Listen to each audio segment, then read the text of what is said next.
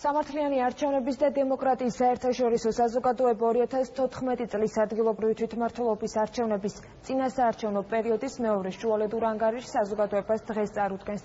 საანგარიშო პერიოდი 20 აპრილიდან 11 მაისის ჩათვლით პერიოდს მოიცავს.